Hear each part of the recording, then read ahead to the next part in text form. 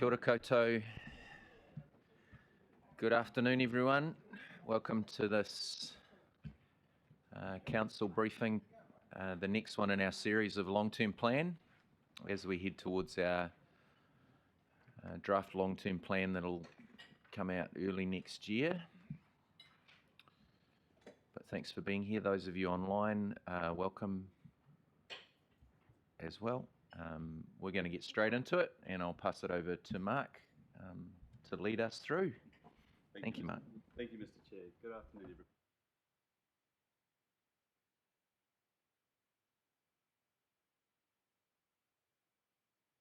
Talking to you about the consultation document, and Cheryl is our resident expert with the consultation document. So we have had a few public briefings, and there has been quite a few comments about what you'd like to see in the consultation document. So we thought it was a really good time to maybe just present to you what the consultation document is, what it's not meant to be, and then we'll take it from there.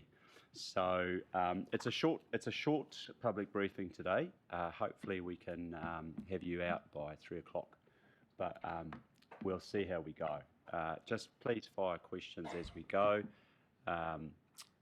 If it doesn't quite work with Cheryl presenting online, we'll turn it over and I'll try and carry the baton with Cheryl's help.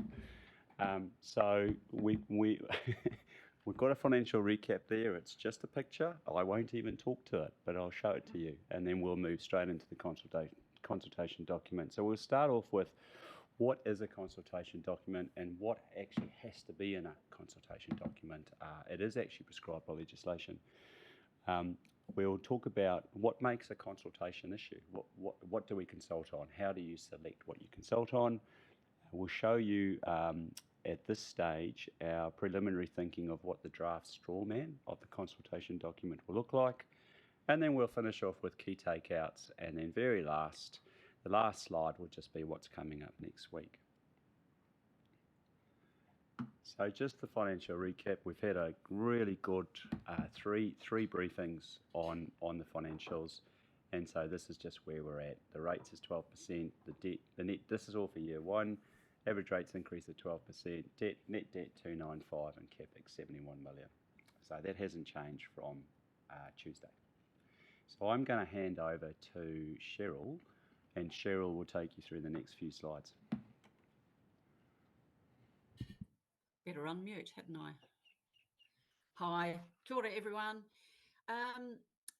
So, as Mark said, this is going to be fairly fast and furious. I just want to give you a flavour of what the consultation document is.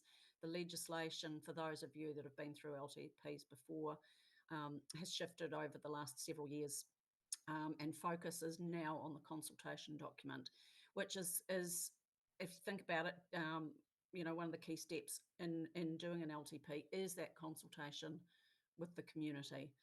And the legislation, once upon a time, we used to develop a draft LTP that would be like 200 pages that we'd take out and put on library counters and in our service centres, and people would have a read of them, and maybe we'd get some submissions. The legislation changed in, I think it was 2014, to stop us from doing that, because it was seen as being a barrier to having that true, what they call the right debate with the community. So the consultation document was brought about in an effort to help us sharpen our focus on what are the key proposals that we're actually making in our LTP. So we now need to develop a consultation document, which we've done for the last, since 2014, whatever it was. The consultation document is the only lawful basis for consulting with the community. And it's a legal obligation, as Mark said, and it's not a summary of the contents of an LTP. There is no draft LTP anymore. The ethos behind this is that it must be a clearly and concisely put together outline of the significant proposals that council is seeking feedback on. That doesn't mean that people don't get to provide feedback on things like our capital works program and full policies, etc., etc. Just because they're not in here in detail doesn't mean that they don't get to see them. You will be adopting a big stack of supporting information that we will make available on our website as the person is reading the consultation document. They can go and refer to those other things. Thanks, Mark. So the most critical content of the CD are the significant proposals that we want to seek feedback on, and we have to outline the proposals for addressing the issues. We have to be clear about which option we prefer as a council. Because that is, we have to budget for one of those options, obviously, so would be the preferred one. And the financial consequences of proceeding with that action on rates, debt, and level of service. Next one, Mark. Besides that, there is a whole bunch of other information that we must provide, but it's not prescribed how we lay it out. So a very high level overview of the financial strategy, which obviously leads this LTP, including the quantified limits on rates increases and borrowing and things like that. A very high level overview of the infrastructure strategy. Both of those strategies are in their full form, multiple pages. Financial strategy could run to 10, 15 pages. An infrastructure strategy could be fairly similar. So we do a high level overview, and we're encouraged to use infographics as much as we can to aid the reader to understand what we're talking about.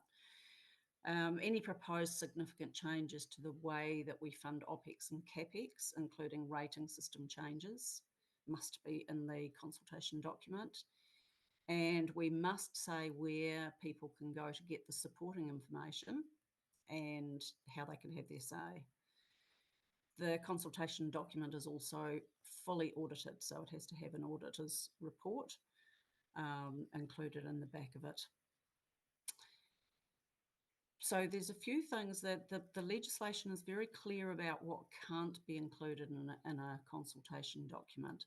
And it must not have a draft of the LTP included or attached to it. It must not have a full draft of any policy. We will be consulting on development contributions policy, the revenue and financing policy, significance and engagement policy. We can refer to them in that document, but we are not allowed to put the full draft in. We're not allowed to put a full draft of the financial or infrastructure strategies, as I said before. And at the moment, the legislation precludes affordable waters from the infrastructure strategy and from the consultation document itself. It is considered to be an item that does not require consultation because the legislation is going to force whatever change happens. So we're really watching that space at the moment to see whether that changes at any stage soon. And obviously you'll be you'll be in the tent as far as that that decision is concerned. Next one, Mark. So this is where we get to the hard bit, selecting key issues. And there are two filters that the sector relies on for doing this. So the first one is the issue significant? And if it's not, it's generally not one for inclusion in the consultation document. We'll talk about what significance is in a minute. And are we seeking feedback on two or more options to inform a choice? There have to be options in there, otherwise it's not a consultation issue. We can't go to consultation and say, what do you think? What do you want to see in this LTP? That's not the purpose of this consultation document. We must form up proposals of what we want feedback on, and they've got to be very clear about what the options are and the implications. Next one, Mark. So our significance test, you'll all be aware or will have seen our significance and engagement policy as it currently stands. We are reviewing it as we do every LTP. But at this point in time, this is the policy criteria that we will line any potential key issues up against. So in essence, we're saying that there are criteria against which we align the issues, and if they are a significant against this criteria here, then we would consider them as consultation issues. So financially, a significant item would be something that is has a very high cost to it. Um, and I'm just trying to read the screen. I can't read it very well. It's so small. Incurring a capital expenditure of more than 1% of the total value of council's assets. Council's assets are valued at the moment at $1.9 billion. So 1% equates to $19 million. So that would be a capital expenditure of more than 19 million would make it significant against this policy. OPEX is unbudgeted expenditure of more than 5% of its annual budget for that year. So our OPEX is currently sitting at about 102 million. That was for this current year. 5% equates to about $5.1 million. So you can see that the threshold is reasonably high financially. Debt limit, we talk a lot about that. It would take quite a bit to get us above that threshold, and rates increase of whether it would push us across above our rates limit. The other criteria, though, are so an item could be significant with a small financial impact if it has a great deal of importance to the community. So if there is a district-wide public debate, as in it is an item that may be divisive, polarising, etc. If the matter relates to a memorandum of partnership with Tangata Whenua, co-management opportunities and ongoing formal agreements with Tangata Whenua, then we would also consider it to be significant. It is this set of significance tests is a set. In other words, if you have a item that is not, doesn't line up financially, you may find the significance in some of the other criteria. Do we have any questions on that at this stage? Doesn't seem to be any, Cheryl. No, okay. I have a question. Carry on then, Mark. Sorry, no, there is one. Sorry. Councillor Provanov. Yeah, thank you. So the significant test, I'm just wondering where the criteria for that significance test has come from, please. This is our operative significance and engagement policy. I wasn't here when that was set, but presumably it was the previous council that set this criteria. Thank you. All right, Cheryl. There's none others online and nothing else in the room, so feel free to continue. Great. Right, so presenting a key issue or proposal it was reasonably simple, but it can be really hard to get a really good layout that works for people. I've seen consultation documents that are, like there's not a lot of white space on the page, and I've seen some that are very artfully put out. But regardless, there are a few key components. So The first is describing what the issue is that we face and what the decision or choices that council needs to make. And then we must have 2 or more options. And with each of those options, we must describe the cost, the rates impact, the debt impact, and the level of service impact. So it's a fairly simple formula. And the little star there is the indicator that we have to say which one we prefer and have budgeted. So what I've done is I've prepared a little straw man key issue to show you what it might look like on a page, but I'm trying to work out how to share my screen and I don't know if I can. Oh, no, it's disabled. Evan, We're just fixing that. do you have access to it?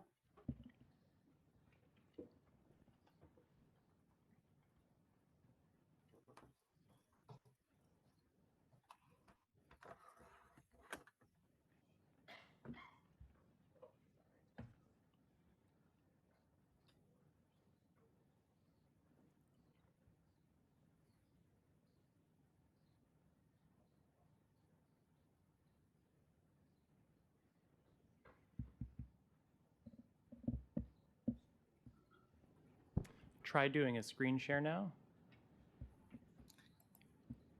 Oh, yes. Ah. Window. That's what I want.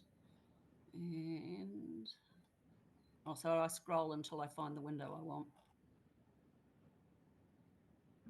You can either share your whole screen or just the window with the document. Can you see that? Yes. Right. Okay. Extending So I our have- cycle, walk, and bridleway. Probably. Yeah, that's right. Just an example. That's right. So It's just an I've zoomed example. that in. That's quite timely after our discussions in SOF this morning.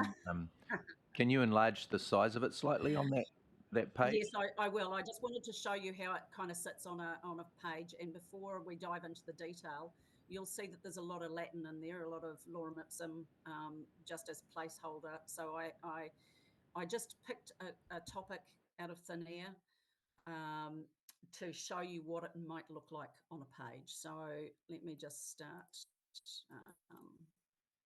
Right, is that big enough? Can you all see that? Yes.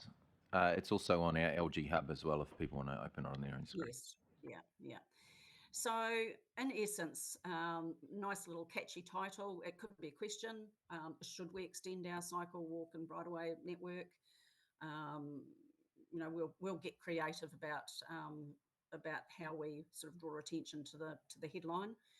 Describing the issue quite succinctly, what is the choice that needs to be made, and a bit of background context. I think realistically, I have tried in the past to keep these issues to one page. It doesn't really work because there's often quite a bit of information that you need to give to provide context to the reader.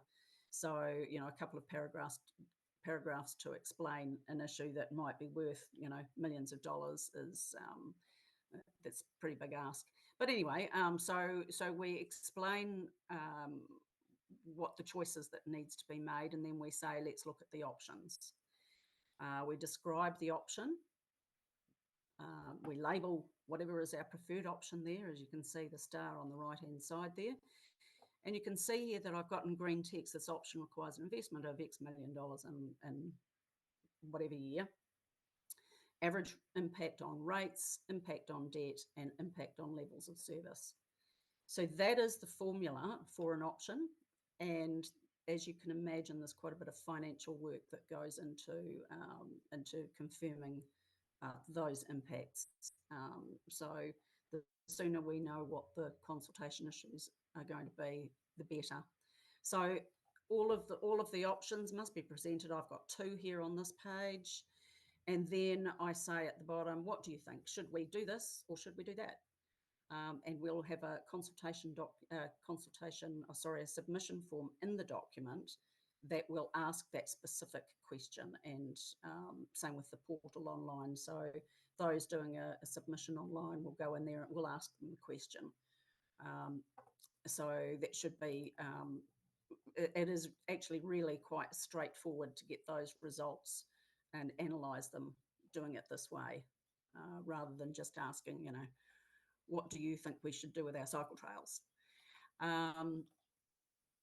We are encouraged to use things like maps, infographics a lot. So in this case, we could use a map, for instance, for each of the options, or we could use a level of investment, for instance. Should we spend 5 million, 10 million, or 25 million? So that just gives you a little taste of what you can expect us to form up around the options, the key issues in the consultation document. So I'm just going to stop. Have we got any questions about that? Yep. Yes, we do. Shall I stop sharing, or do you want me to refer to the document? No need to refer to the document.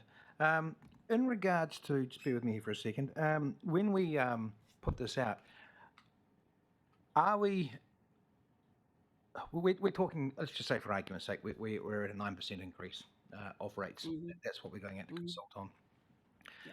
These significant proposals, we talk about the percentage impact on rates. I think it's going to be very important that we're very, my first question is, are we talking about the impact as a percentage on that rate increase? Or are we Yes, it's talking the about it impact. or are we talking as a percentage of what we use rates money for? In other words, are we talking about this being in addition to the 9%? Because it could, I'd be a little bit, well, sorry, I'll just let you answer that one, I guess. Reason I asked that is that a lot of the impacts that we've got to get us to the 9% figure might not necessarily be anything that we go and consult on from a significance perspective. So it could be a little bit misleading to the public. In other words, if you support this, you're going to have a 9% rates increase. If you don't support this, you're going to have less of an increase, or it's going to be on top of the current increase. And that wording on how we paint that picture is going to be quite important. Yeah, yes, it is. You're exactly right there. So the option that we prefer is the option that is included in whatever the percent is that we go out with to consultation. So say it's 9%, and we've got a key issue that is going to have an impact of $23 a week on your average ratepayer. That is included in that 9% because that's our preferred option, and we've had to budget for it. It's the other options that are not budgeted for that if a reader prefers the other option, they can put that option into context by seeing what the rate impact is. Okay, thank you. Does that answer your question?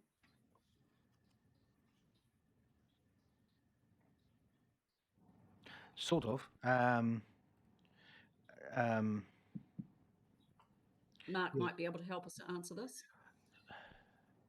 It's a funny one because again, look, as we go through the process of putting this together, I'm sure well, it's not much getting a clear understanding of it. I just want to make sure that we're not showing it just in that 9% rate increase. But I guess it really depends on what we end up consulting on, because 9% of, say, I don't know, 82, what was it, 90 odd million. So we're talking $10 million that we're potentially putting the rates up by this year, if you like. Is that money sit within that $10 million, or is it, if it's a $25 million, say, project, say it doesn't, it's part of a bigger budget item that's spread over years sort of scenario, and may or may not, or sure, it'll impact the rates increase, but potentially we just put something else in its place if that's the rates increase that we agreed on. Because if people fundamentally go, no, and then they have the expectation that their rates are going to go down, then that wouldn't be necessarily the case. Oh, I see what you mean. Yep. So it's just keeping an eye on how that all works. Yep.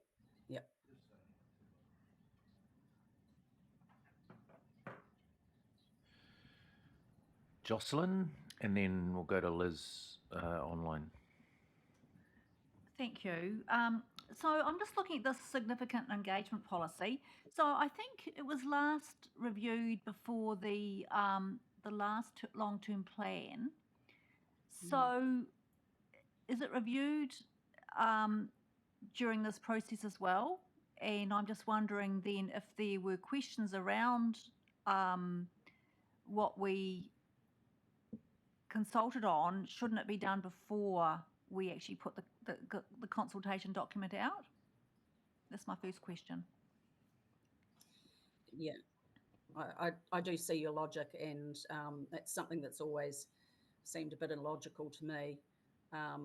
The significance and engagement policy must be adopted alongside the LTP. And so what we have to do is rely on our currently operative significance and engagement policy. So that is the current one.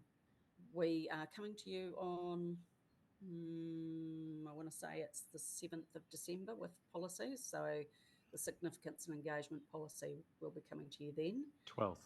But in essence, we can't adopt it early.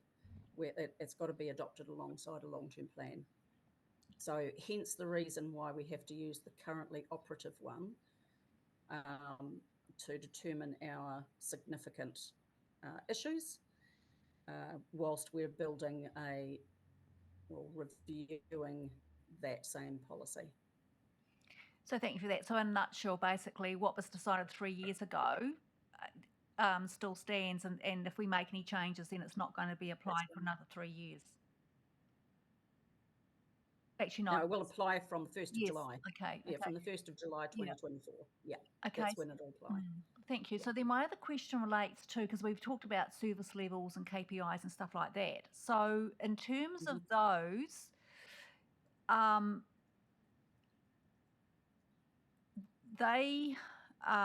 don't know whether they're actually included in this consultation document, given the significant levels. That's my first query.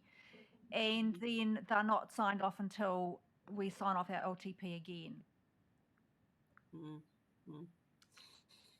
Any level of service change must be consulted on anyway. We would have to consult on level of service changes. So if we do find that there is a level of service change, it would be a consultation issue. Okay, thank you. I'll get Mark just wants to add something to that. Thank you, Mr. Chair. Look, I just wanted to say it's been a really good conversation around the significance and engagement policy. So the operative policy says what triggers significance and what you must consult on. It's really just a guide, to be perfectly honest. If you wanted to consult on something, so the operative significance engagement policy, you have to trigger the whole entire set. So it's not just one or the other. So, but if you felt that something may not trigger the criteria, but it was of district-wide interest, you would put that into the consultation document. And it's likely that you will get to an average rates increase, and it will include things where you could add a bit more or take a bit off, and that's sort of what you're consulting on. So you're not 100% bound to the operative significance engagement. That just says what you must consult on, but you can go wider than that. Thank you for that explanation, Mark. Excellent. Liz? Yeah, thank you. Sure, you could probably stop sharing your screen now. Thanks. It makes it a bit better at the end. You can do things.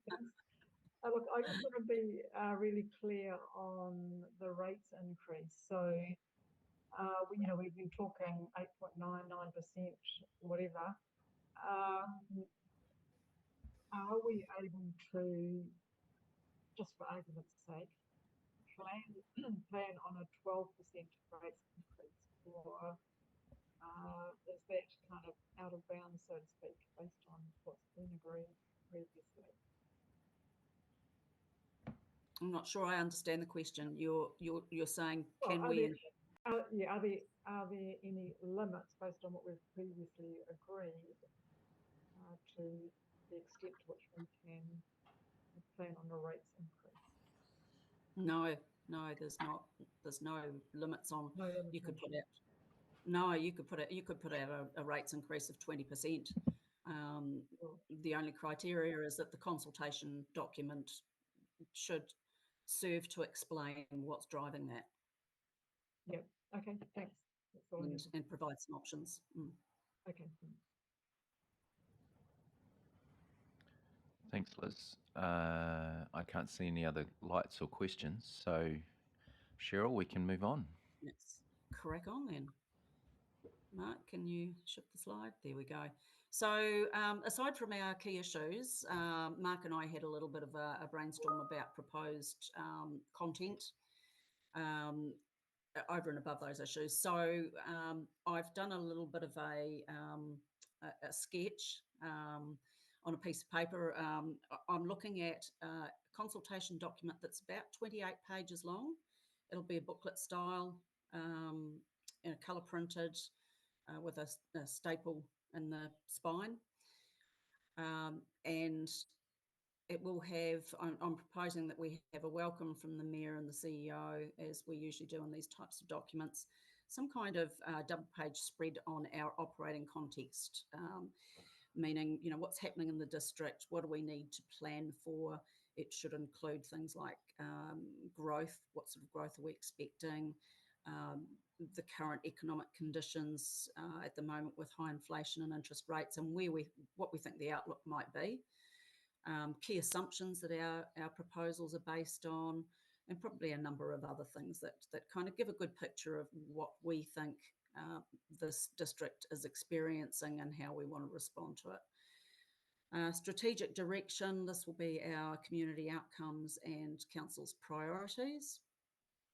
The key issues, the 28 pages assumes, I think, 4 key issues, but you know, the sky's the limit. You don't have to keep them at a certain number, but we would recommend that, you know, probably keep them under 6 if you can. High level financial strategy. So this is part of the information that we must provide. So we've got to show elements for rates increases in debt. And I would like to include some infographics showing the 10-year snapshot of our financials, so funding sources, expenditure categories, etc. A high-level overview, no more than 2 pages, of our infrastructure strategy.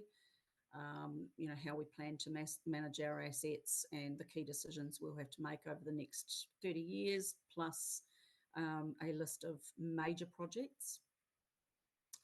And some high-level policy overviews like the DC policy, the significance and engagement policy, rating policies, and of course, how to have your say and key dates.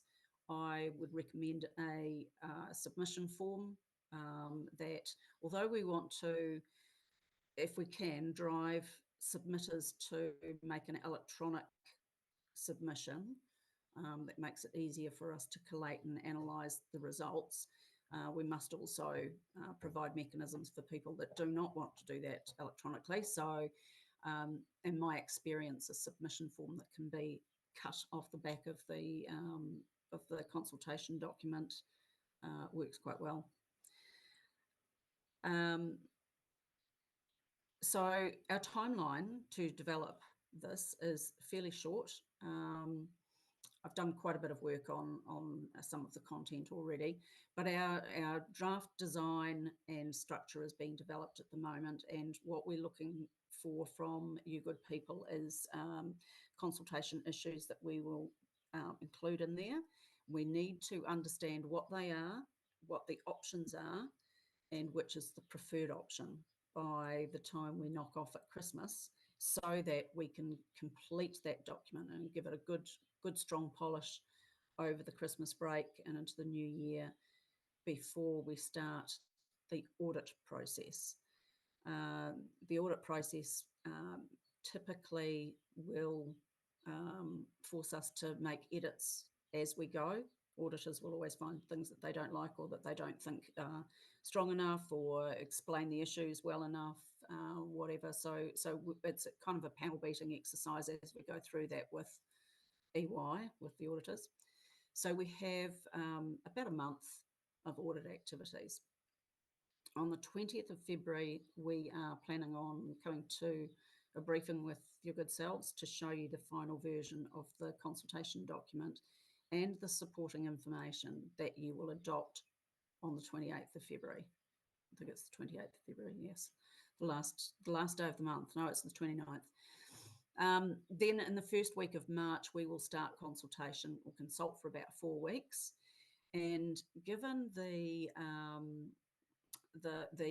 magnitude of consultation that we're going through at the moment with the vision work, the engagement plan for the consultation in March will be, we're going to sort of pull it back to what's necessary rather than having elected members out and engaged every weekend and staff out every weekend at markets, etc. So it'll be kind of pared back a little bit, but before Christmas we'll drop that engagement plan on the table for you to have a look at and give us your feedback on. Next, Mark. Oh, right. Okay, so just before we go to the key takeouts, I'll just tell you about the supporting information that you'll adopt in February that goes with this consultation document. There are a lot of pieces of work that we've got to develop and have available. They all get audited. We have to have available for the community so that they can see the more detailed information on which the consultation document rests. So there will be, there's probably about 15 or 16 different things that you will adopt in February alongside this consultation document. We will make limited number of printed copies because it's a lot of paper available for those that want to read it. But we'll have them all listed online on our website. So people can just open them up and have a look. And they are things like Capital Works Program, a full suite of financial statements, significant forecasting assumptions, the infrastructure strategy, the financial strategy, all of the policies. Can't think of anything else. Yeah, so there's quite a bit of paperwork involved with it that support the reader in making their choice as to what they think that we should do with the key issues. So, key takeouts from today.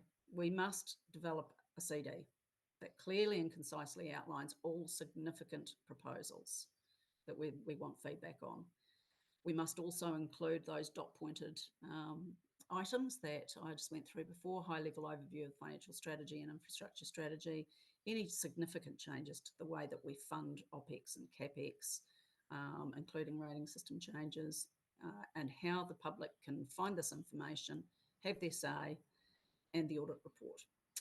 The CD must be written in plain English and be very concise, and it is not a summary of the LTP and its policies. A solid draft of the key consultation issues. We really need that by the 14th of December so that we can do that writing over the Christmas break and into the new year. The CD will be adopted at the end of February and we'll consult in March. And that's it, folks. Any questions?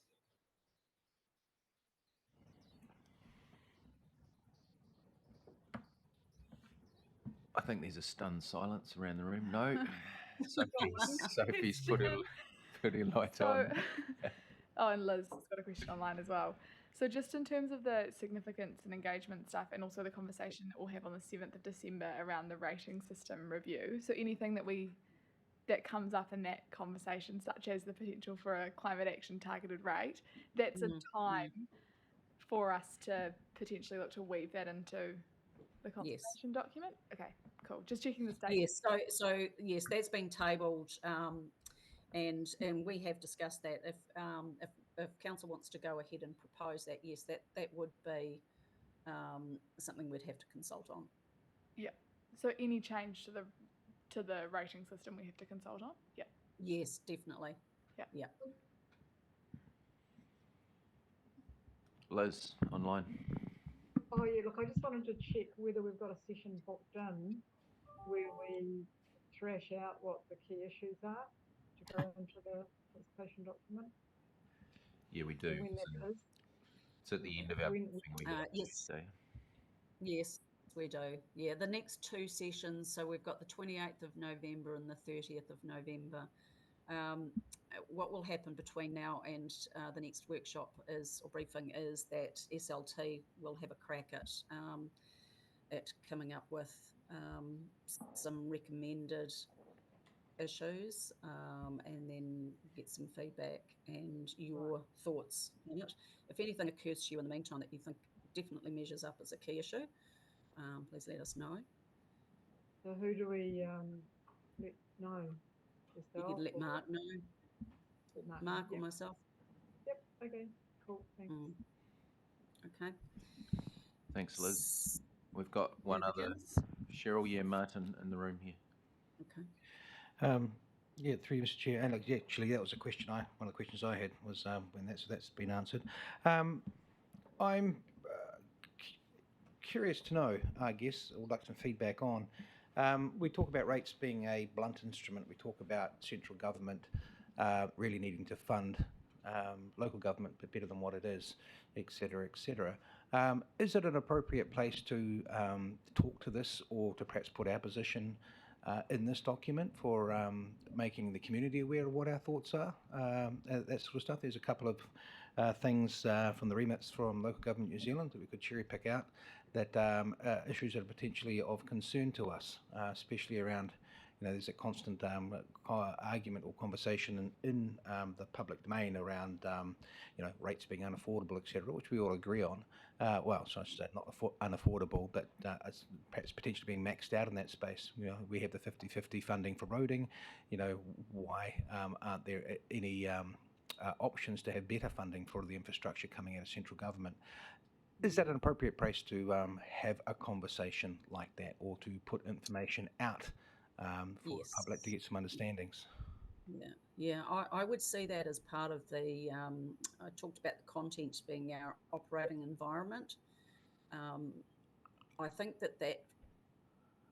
that conversation is appropriate to have if council wants to have it.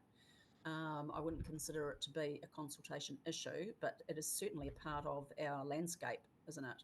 Yeah. At the moment. So I mean, we would talk about reform, we would talk about affordability, we would talk about all of those, how we're funded, what our funding sources are. And that's certainly a part of our financial strategy and infrastructure strategy as well. We wouldn't be silent on those issues. And there we might not make a strong position statement.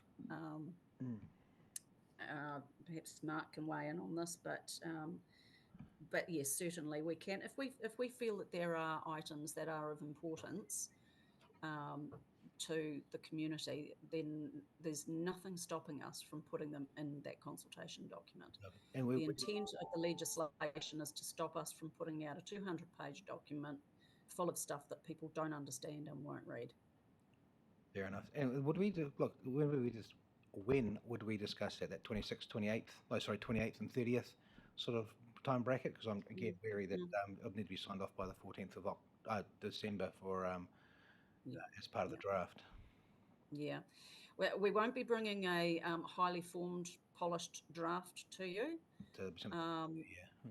We need to know the parameters that we need to write about. There's quite a bit of writing that needs to go into it. So, it's more as long as we can agree on the content, then we staff can go off and find some eloquent wording to put into it. Lovely, thank you. Janet in the room as well. Cheryl. I'm just curious as to this request for other issues that might go into the consultation document and the suggestion that individual elected members should email those to staff. Interested in your thoughts around this too, Lawrence, but I'm just aware that staff might get, some off the top of the head suggestions or ideas from councillors, which are probably very valuable, but we need to make sure that the stuff that goes into the consultation document is stuff that's been thought through, been budgeted, and C, something that we all agree on, and D, aligns with our priorities. So Yes. I'm not thinking that that's a very that's a good way to progress. If we want anything else in there, we already have a piece, a one-pager of stuff that we all agreed was new initiatives from community boards. We also had a session where we inputted on some other initiatives that we wanted as councillors. We knocked 2 off that list. Staff are going away and starting work so that they can get those ready for the 14th of December. To be throwing things in an email to staff at this point, I mean, you might want to comment on this, Chris, but there might be, if there are some outstanding things that people want to progress, can we think of a better way to do that?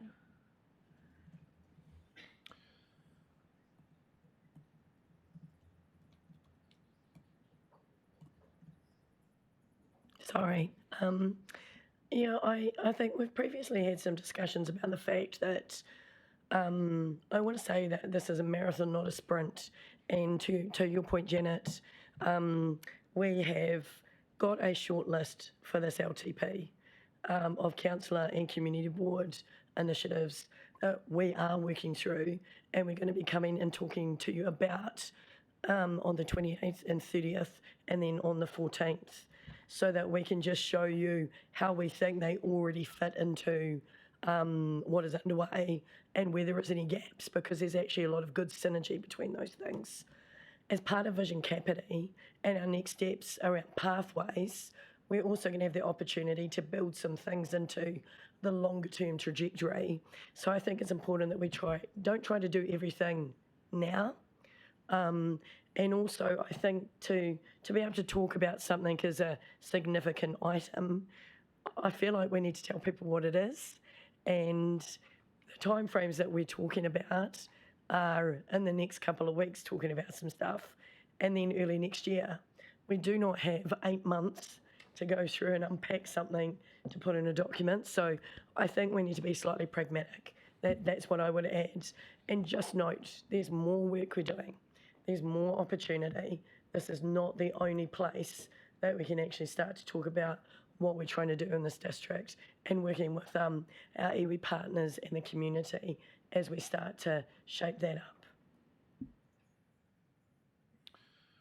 Thanks, Chris. I think from my perspective, I stand probably with the Mayor in terms of this, and saying I think we've had plenty of opportunity to highlight the things as elected members that we consider are important and need to be considered in the LTP, including having a number of organisations come in to present to us about what they're wanting.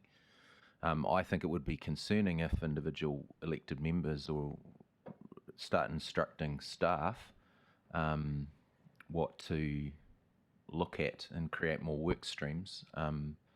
That could be counterproductive for us as we're working through. I'm just even looking at I had a brief chat with Mark just now about the amount of work that's sitting in behind getting this document and the rest of the LTP together, and for us to start throwing some things in last minute might be challenging.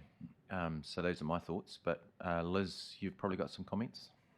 Yeah, I do. Thanks. Look, I don't think we're talking about adding new things into the mix. My understanding was it's about identifying of the things that we've talked about already, which are the key ones that we would want to put forward into the consultation document. So it's about, what do we see as being significant issues of what we've already talked about, not new stuff. Okay, that's good for that to be clear. I think also that is something, in my opinion, I might have my opinion on what of the things that we've highlighted as my significant things, but the rest of the table would want to have a say around that probably, because some of the things that I might suggest might go down like a lead balloon. So, yeah, I think for us to think about it, maybe signal it and include the rest of the elected members in that email that you send to Mark or Cheryl, so that we're aware of what you're signalling, so that when we come to those meetings in late November, we were talking about the detail of those issues, we're all aware of the things that we consider important across the board. Maybe that's a sort of a way forward with that. In the room, Jocelyn. Yeah, thank you. So I just actually want to follow up on what Liz has said. So we had a presentation from an organisation, I don't know, 2 or 3 weeks ago, but we haven't had a conversation around that. So this is an opportunity for us to highlight that as something that we want to talk about on those 28th and 30th as an issue that would sit up. That would be my answer to that. Yep. Thank you. Rob. Oh, thanks, Lauren. So just a quick one. Are there any issues relating to central government and the possibility of repealing things like affordable waters or intensification that may affect the plan? I can probably answer that from a conversation I just had with Mark. The CD is not an opportunity for us to pass the buck of blame to central government. It's for us to make some decisions and recommendations for our community to decide on or to provide feedback on. Other than the contextual stuff that we just talked about before that Martin raised. Okay. Does that make sense? Yes. Does that answer your question? Great. I'm not seeing anything else. Has anyone else got anything pressing that they just feel like they have to say, because we're politicians and we like to be heard? Sorry, that was just nothing else. Just to note, while we're all in the room, that you might have noticed that the calendar's not got anything in it next Thursday, and staff have indicated that it will stay that way if you want to make other plans. Next Thursday. There's lots in on Tuesday. We got Tuesday's packed. Thursday the 23rd. Except for all right, so Cheryl, back to you again. Looks like we've exhausted comment, question at this point. Yeah. Yep. Well, that's it, folks. Next workshop, 28th of November, with Chris and Community Outcomes and Performance Framework, and we will start to discuss what we will have as consultation topics. Other than that, that's it from me. Thank you, Cheryl. Are you done, Mark? I'm done. He's done as well, and we're 2 minutes before 3. I'm impressed, team. Nothing else that people want to comment on? Nope. I think we're done and dusted. Kia ora koutou. Thank you for those online and those in the room, and staff for your work for today. Enjoy the rest of your afternoon and evening. Thanks for being here.